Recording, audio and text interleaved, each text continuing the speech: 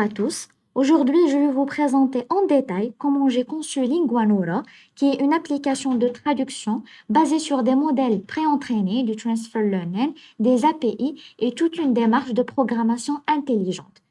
Donc, ce projet n'est pas qu'un simple traducteur de texte, mais il est capable de traduire des phrases en respectant le contexte, extraire et traduire du texte depuis des images, traduire des fichiers complets Word, Excel, TXT et même discuter avec vous via un chatbot IA intégré.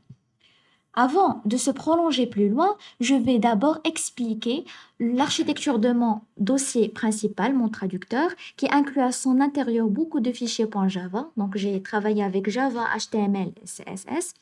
Ce que vous voyez ici avec le jaune, c'est pas des erreurs, ne vous inquiétez pas, c'est seulement une non-compatibilité des packages, mais ils fonctionnent toujours correctement. Débutons par le premier fichier qui est AI Translation Service.java. Ce code qui définit un service de traduction intelligent en utilisant l'API de Google Translate. En effet, sa force ne réside pas seulement dans la traduction brute, mais dans ses capacités à préparer le texte pour en préserver le sens et la fluidité. On remarque à ce niveau les différents imports utiles, à savoir JSON Array, qui sert à manipuler toute liste d'objets reçus depuis une API, Stereotype.service, qui sert à marquer une classe comme un service métier, BufferReader, qui a la capacité de lire tout texte efficacement, InputStreamReader, qui transforme un flux de données en texte lisible, HTTP URL Connection, qui communique avec une API ou un service web, Java.net URL, qui représente une adresse web, ensuite, Java.net URL Encoder qui évite tout problème avec les espaces ou caractères spéciaux. Java.neo Charsets Standard Charsets qui évite les bagues d'accent et caractères spéciaux. Et finalement, ArrayLists et Lists qui permet l'implémentation d'une liste dynamique pour stocker des résultats. Au corps de notre code, le service est marqué par la notation @service, ce qui permet à la commande principale de lancement Springboot de l'intégrer automatiquement dans notre application. Et on fréquente en premier pas la fonction Translate, qui reçoit trois paramètres, le texte à traduire, la langue source et la langue de destination, pour retourner un tableau contenant le texte traduit et la langue détectée si l'option de langue était auto. On a ainsi la méthode NormalizeText, qui est détaillée correctement dans son bloc à ce niveau-là. Donc, il constitue l'étape cruciale pour garantir la qualité du résultat, car il repère les sauts de ligne isolés et les transforme en espaces pour reconstituer des phrases complètes en vrai sens. Ensuite, on trouve la méthode Call Google API, qui gère la partie technique en encodant le texte au format URL UTF-8 pour éviter les erreurs de caractères spéciaux et envoie une requête HTTP GET vers les serveurs de Google. Mais cette API gratuite de Google impose aussi des limites de caractères par requête. Pour contourner cela, la méthode Split Text Smartly sert à découper les textes lents en morceaux, c'est-à-dire chunks, d'environ 1800 caractères. Et contrairement à tout découpage brutal, celle-ci cherche le meilleur endroit pour couper, afin de garder toujours le sens du texte. J'ai oublié de mentionner que la variable max chunk size a été déclarée à ce niveau par 1800, c'est-à-dire 1800 caractères. Et une fois que Google répond dans la méthode Call Google API, le code utilise la bibliothèque org.json dans les imports pour analyser le résultat. Il en profite également pour extraire le code de la langue détectée si l'utilisateur a choisi l'option auto. Et finalement, une fois tous les morceaux traduits, le service les rassemble avec soin. Il ajoute ainsi des espaces entre les segments si nécessaire et utilise un bloc try-catch pour éviter que l'application ne plante en cas de coupure Internet. Passons au deuxième service, qui est FileHandlerService.java.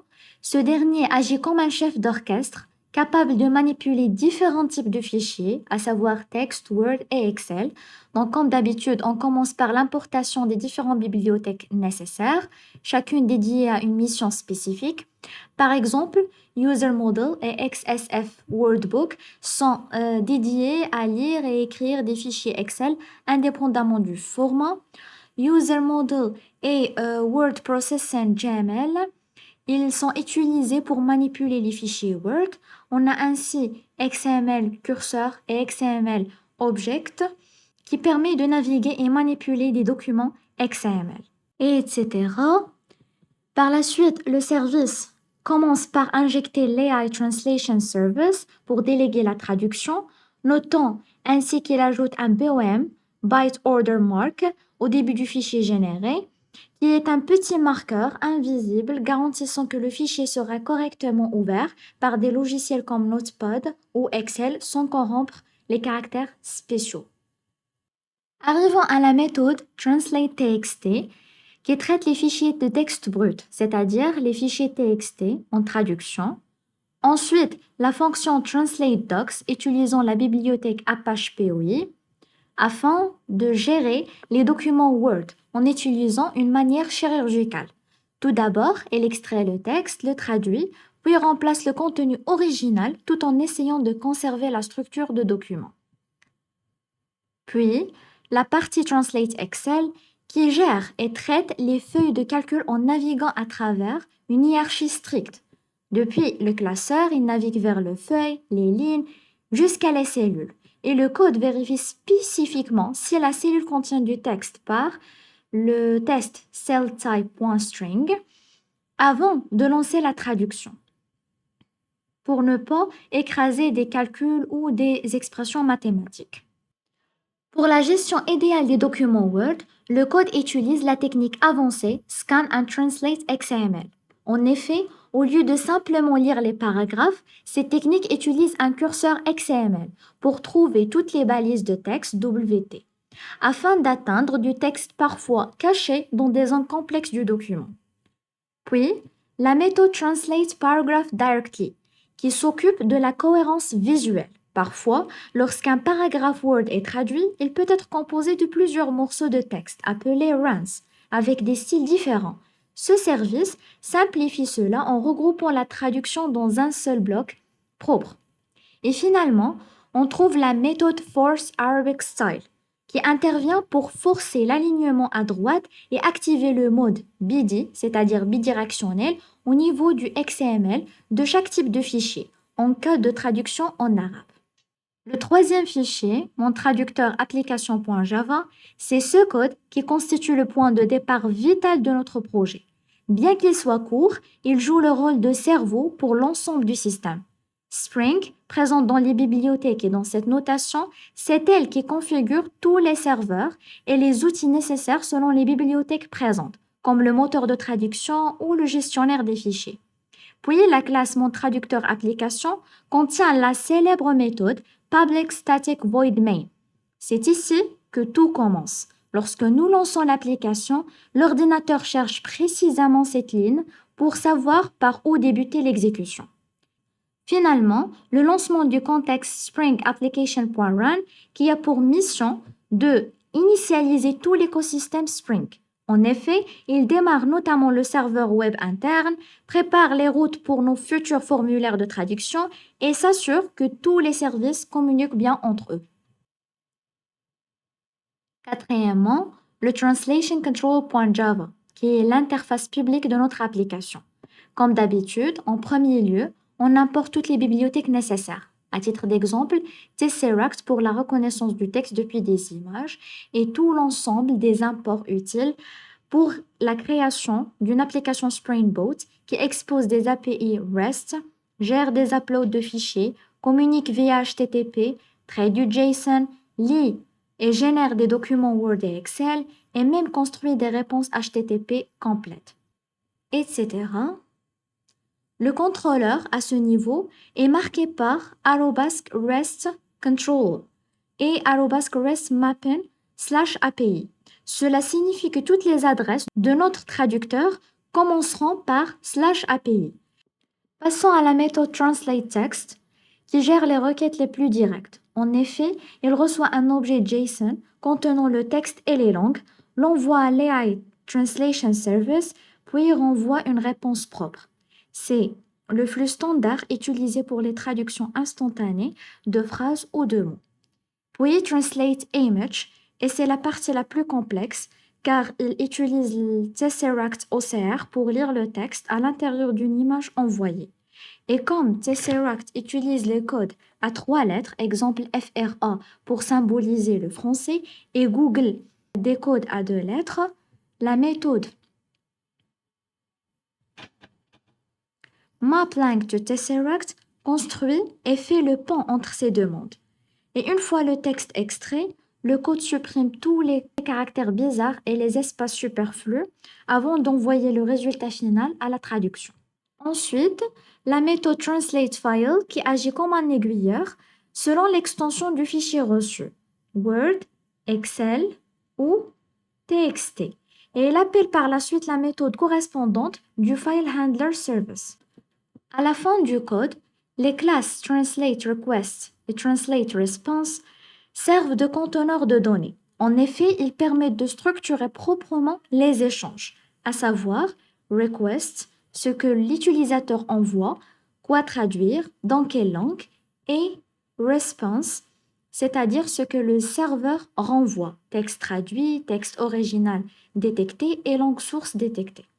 Arrivons au 5e fichier qui est Dockerfile. Donc ce dernier est particulièrement important pour le déploiement de l'application. Donc en premier lieu, on part d'une image Java 17 prête à l'emploi. On installe les outils nécessaires, Maven pour compiler l'application et Tesseract avec plusieurs langues pour l'OCR. On configure par la suite l'environnement de Tesseract, puis on crée un utilisateur non-root pour plus de sécurité. Ensuite, on copie le code de l'application dans le conteneur et on compile avec Maven. On vérifie ainsi le contenu du dossier de byte pour le debug et une fois le fichier jar généré, on le récupère automatiquement, peu importe son nom, et on le renomme en app.jar. On donne par la suite les bons droits sur le fichier à l'utilisateur et on définit la configuration réseau et le port utilisé pour finalement lancer l'application Java sur le port configuré. Ici, on a utilisé le port 7860 parce que j'ai hébergé mon application avec Hugging Face et ce site exige ce port spécifique. Sixièmement, notre fichier pom.xml qui est le manifeste de notre projet Maven. Tout d'abord, ce fichier définit un projet Maven qui permet de créer facilement une application Java moderne. Ensuite, le projet est clairement identifié grâce à une version spécifique. Puis, la version Java 17 est imposée comme version du langage. Par ailleurs, un dépôt externe est ajouté pour certaines bibliothèques précises. De plus, un serveur web pour exposer une API est aussi appelé. En complément, des outils sont ajoutés pour manipuler le JSON et par la suite, la fonctionnalité de la reconnaissance de texte est intégrée grâce à Tesseract OCR. En outre, on ajoute la gestion avancée des images, GAI. De la même manière, on permet la lecture et l'écriture des fichiers Word, ainsi le support XML complet est assuré. Et pour conclure, le plugin Springboot est configuré afin de générer une application exécutable prête à être déployée. Finalement, le dernier fichier, index.html, et comme son nom l'indique, c'est l'architecture de notre application de traduction. Donc, débutons par le bloc style qui définit l'identité visuelle et l'architecture graphique de l'application en s'appuyant sur un design system basé sur des variables CSS. Il met en place ainsi une mise en page modulaire à l'aide de Flexbox et adopte une esthétique moderne inspirée du glassmorphisme, combinant transparence, flou, ombre et profondeur. Il intègre aussi des effets de survol, des animations légères. En outre, elle assure la prise en charge du multilingue, incluant des langues RTL comme de l'arabe, etc. et structure les composants clés tels que la zone de traduction, l'OCR, l'upload de fichiers, le chatbot et même la slide bar d'historique.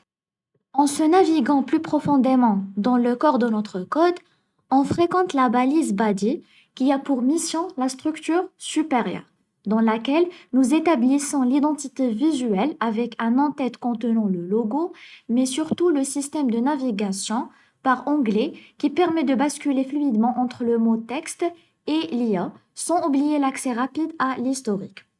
Poursuivons avec le conteneur principal.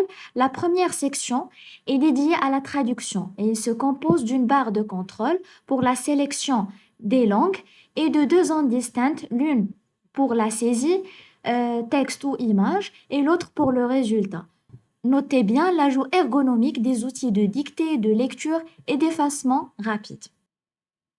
En parallèle, nous découvrons l'interface du chatbot. Conçu pour être immersive, il dispose de sa propre gestion de langue et d'une zone de conversion dynamique capable d'accueillir les échanges entre l'utilisateur et l'intelligence artificielle. Passons maintenant à la logique JavaScript. Nous y définissons d'abord les fonctions vitales pour l'expérience utilisateur, notamment Clear All Text pour une remise à zéro complète et Clear Image pour gérer la réinitialisation de l'état visuel après un upload. Et concernant l'intelligence conversationnelle, le code s'appuie sur une large base de connaissances, local knowledge base, ainsi que des fonctions intelligentes, notamment la fonction getIntelligentResponse qui analyse les mots-clés du message utilisateur pour fournir une réponse contextuelle instantanée sans un appel serveur. On trouve ainsi des fonctions qui gèrent la conversation avec le chatbot et des autres qui manipulent l'historique, à savoir load history, etc. Mais le cœur du réacteur réside dans la fonction asynchrone translate text, déjà vue dans les codes précédents. On a ainsi des fonctions pour l'utilisation du micro, pour la lecture, ainsi upload file et upload image pour le téléchargement des images et des fichiers. Et enfin, pour clore cette analyse technique, une attention particulière a été portée à la persistance des données.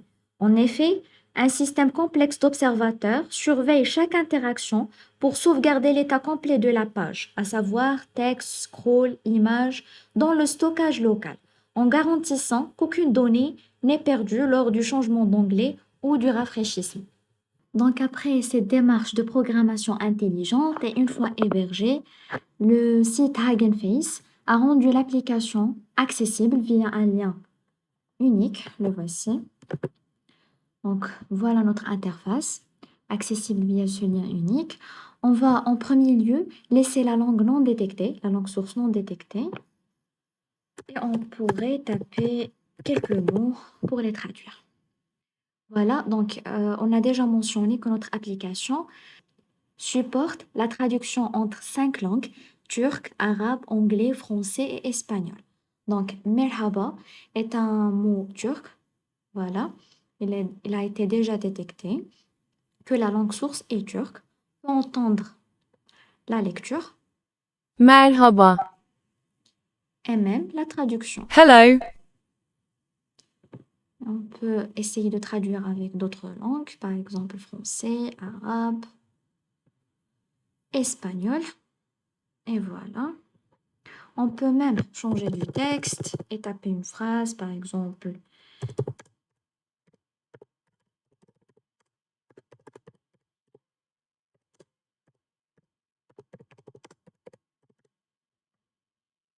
Et on visualise bien la traduction instantanée. Change, par exemple. Voilà. Arabe. Turc. Et même espagnol. Mi nombre es Nour. Me gusta leer. Voilà. On peut même essayer de faire entrer du texte par le micro, la langue.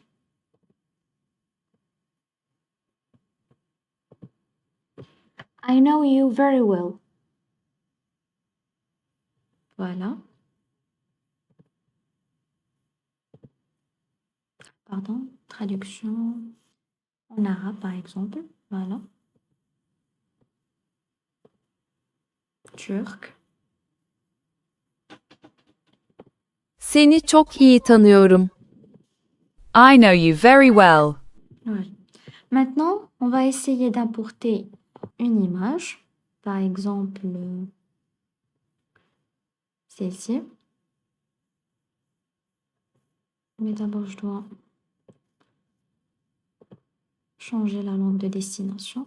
Ah, pardon.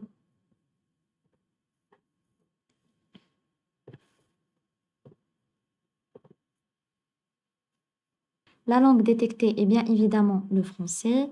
Et voici la traduction. Do good to your body so that your soul wants to stay there. Voilà. Maintenant, on essaie d'importer et de traduire un document. En premier lieu, on va essayer de traduire un document Word en anglais. Voilà, une fois traduit, un message qui nous informe que le fichier est même téléchargé sur votre ordinateur. Ok. Et on va le trouver ici dans les téléchargements.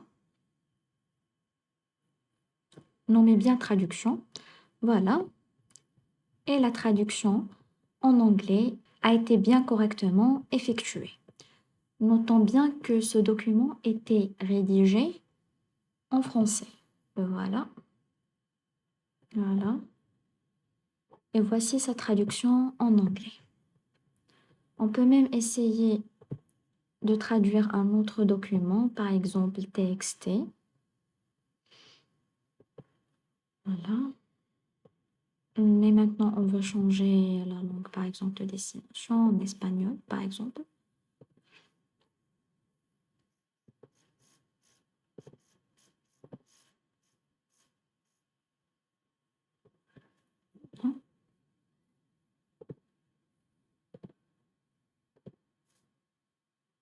Et voilà.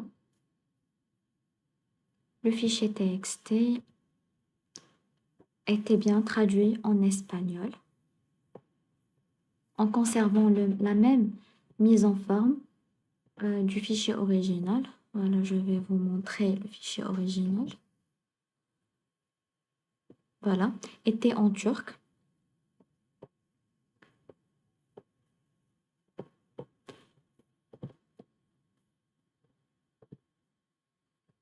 On a ainsi l'option de l'historique qui gère et sauvegarde toutes les actions de traduction effectuées, à savoir texte traduit, les images traduites et même les documents traduits.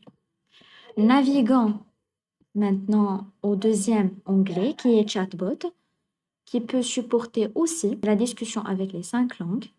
Voilà, espagnol. Il se met à jour dès le choix d'une langue. Par exemple, on va essayer de discuter avec lui en français. Bonjour. Voilà, bonjour. Comment puis-je vous aider avec vos traductions aujourd'hui? Par exemple, quelle langue supportez-vous?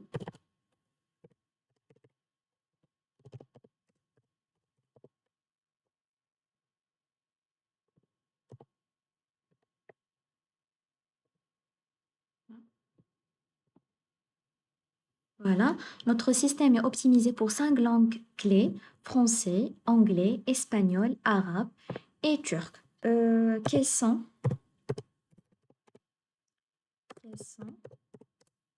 vos principales fonctions? Voilà, traduction de texte, OCR image, document pro, mode vocal, assistant chatbot, etc. Je peux même lui demander quel type de fichier il peut traduire.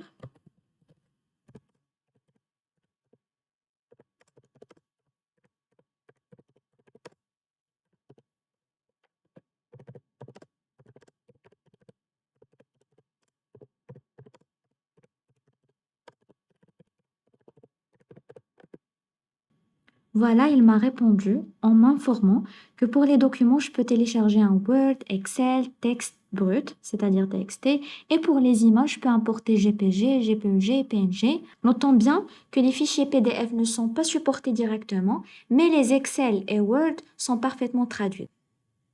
Maintenant, je vais essayer de lui poser une question qui est en dehors de la traduction des langues et de l'application Linguanora.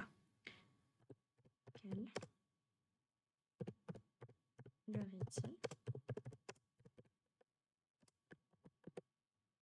Je comprends votre question, mais je suis optimisée pour les sujets de traduction.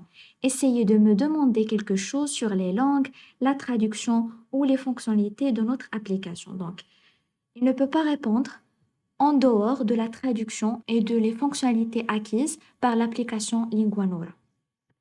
Mais si par exemple je lui demande la manière d'utiliser une option existante dans l'application, par exemple cette option du micro,